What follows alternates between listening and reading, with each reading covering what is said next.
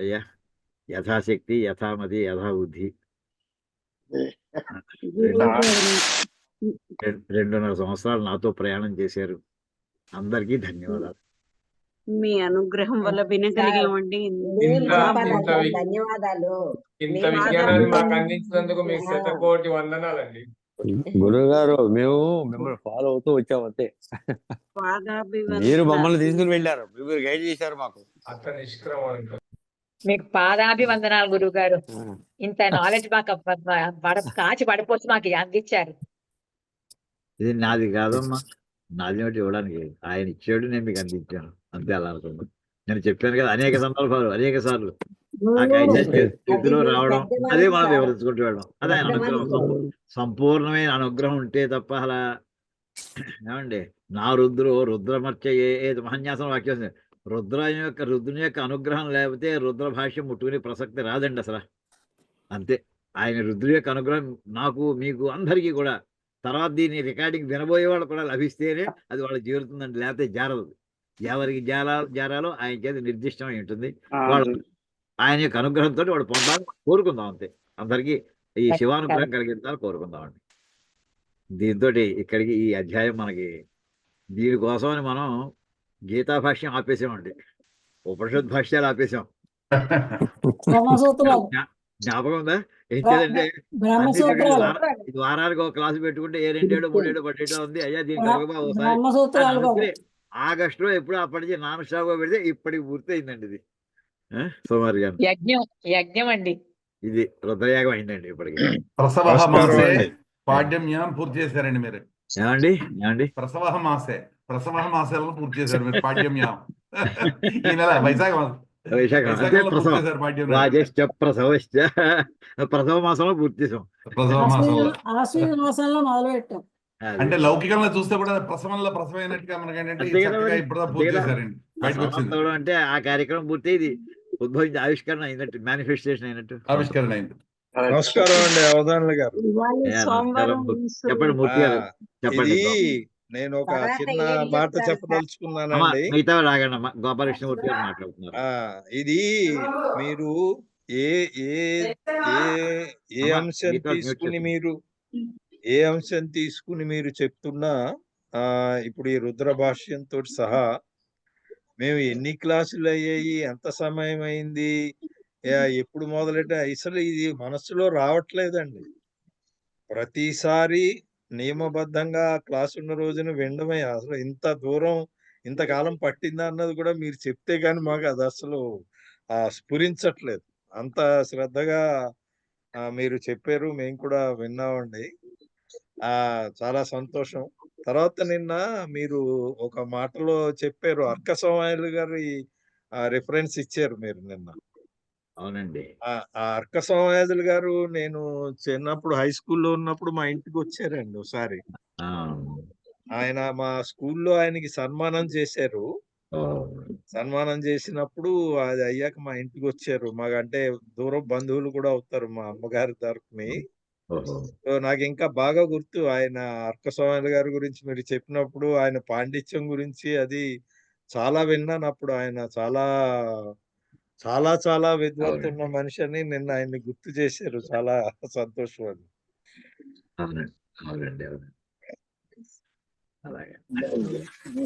గురుగారు చిన్న సందేహం. ఇప్పుడు మన రుద్రంలో నమ్మకం చమకం ఇది చతుర్థ ఖండంలో పంచమ ప్రభాటకం, సప్తమ ప్రభాటకం కదా, మధ్యలో షష్టమంలో ఏమైంది?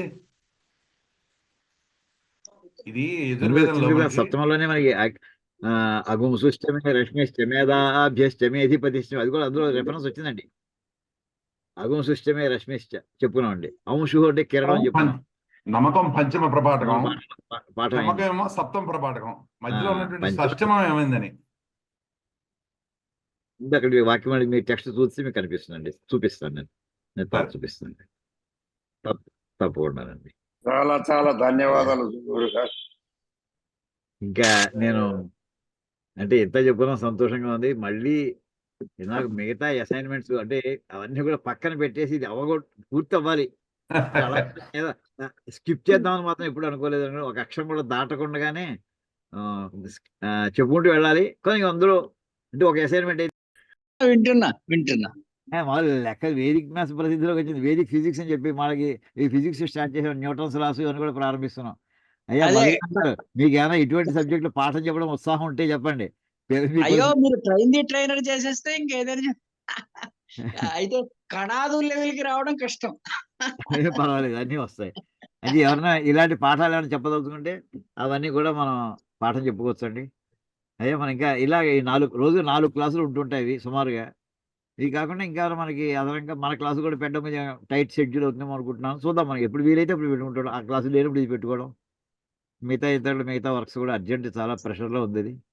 యథాశక్తి చూద్దాం. గురుగారు ఈ రకంగా చెప్పి గురుగారు అందరికీ ధన్యవాదాలు చెప్పుకుంటున్నాం. నాకు పర్సనల్గా ధన్యవాదాలు అందరికీ కూడాను. అయ్యా అయ్యయ్యా గురుగారు చెప్పు సత్యనారాయణ, చెప్పగా చెప్పు. ఏంటంటే అత్యద్భుతంగా మనం మామూలుగా ఇప్పుడు అసలు వేదం అనేటువంటిది మంత్రాలని శ్రోతవ్యో మంత్రవ్యో నిధ్యాసితవ్య అన్నారు. మనం మామూలుగా వినడమే కాకుండా విననంతైన విషయాన్ని మననం చేయడం, మననాన్ని మళ్ళీ డైలీ లైఫ్ లో నిధిధ్యాసంలో పెట్టుకోవడం కూడా అది అల్టిమేట్ గా మనకి చెప్పారు. అందులో 2 భాగాలు అయినాయి. మూడోది మన మీద ఆధారపడి ఉంది. అప్లికేషన్ ఏంటంటే మూడోది మన మీద ఆధారపడి ఉంది. అయితే ఇక్కడ ఒకటి ఉంది, శంకర్లు మాట చెప్పారు ఆ వాక్య విచారణలో, వాక్యార్థం విచారణ వాక్యార్థం విచారణ అధ్యవసాన బ్రహ్మావగతి అని.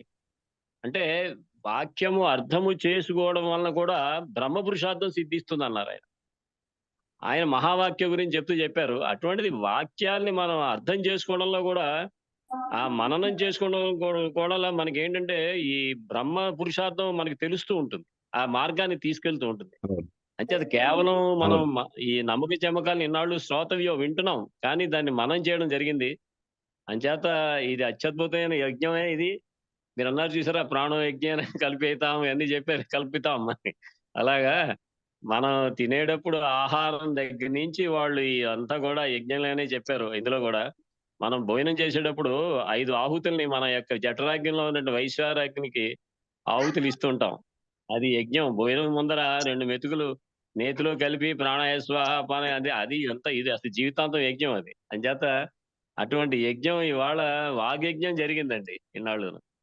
చాలా ధన్యవాదాలు. చక్కటి అర్థంతో కలిపిన, ఇంతవరకు చెమకం అంటే ఏదో వాయిస్యమే అని చదువుకోవడమే కానీ గబగబా ఆ నెయ్యి వేసేటప్పుడు ఆ తర్వాత ఇంకొక విషయం ఏంటంటే, యజ్ఞంలో అల్టిమేట్ గా మీరు ఇవాళ విషయం చెప్పారు, యజ్ఞ పురుషుడు అక్కడ మళ్ళీ నేను రిసీవ్ చేసుకుంటాడని.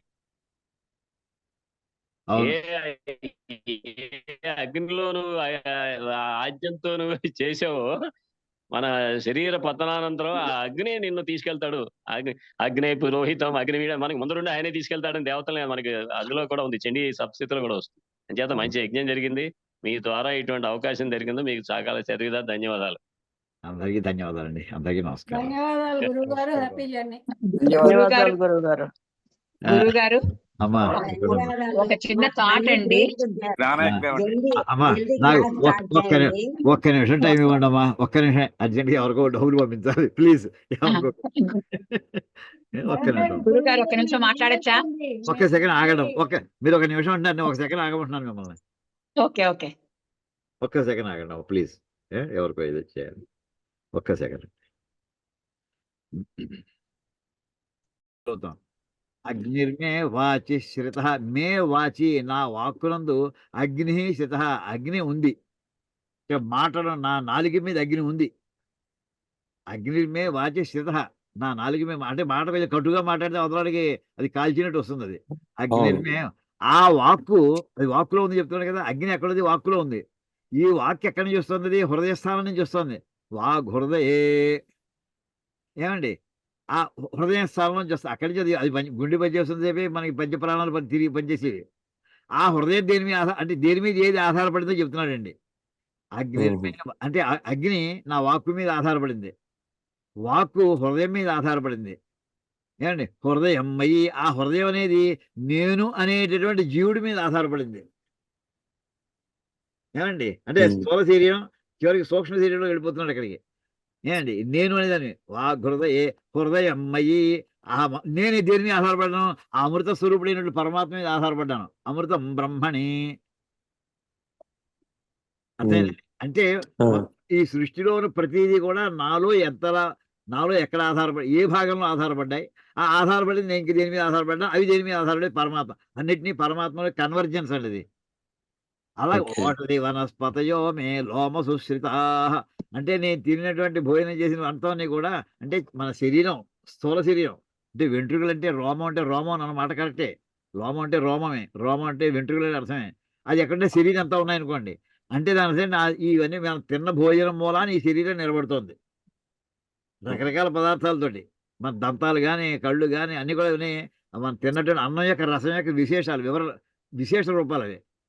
ఓషధి వనస్పతయో మే లోమ సుశ్రిత ఈ లోమాని హృదయే అవి దేని మీద ఆధారపడుతున్నాయి? రక్త ప్రసరణ మీద ఆధారపడ్డాయి, హృదయం మీద. ఆ హృదయం అంతే కదండి. ఈ శరీరం దేని మీద ఆధారపడింది? రక్త ప్రసరణ మీద ఆధారపడింది. ఆ రక్త ప్రసరణ దేని మీద ఆధారపడింది? అది నేను అనే జీవుడి మీద ఆధారపడింది. నేను ఎవరి మీద ఆధారపడ్డాను? అమృత స్వరూపుడైన పరమాత్మ మీద ఆధారపడ్డాను. అది పరబ్రహ్మ మీద ఆధారపడింది అని అలా అన్నిటికీ అలా ఉన్నాయండి. బాగుంది గురుగారు, చాలా బాగుంది. చాలా సంతోషం అండి. సరే చాలా సంతోషం. అయ్యా, అందరికీ మరి నమస్కారాలు. పునః నమస్కారాలు అండి. నమస్కారాలు అండి. బాగా నేపాల్ సార్.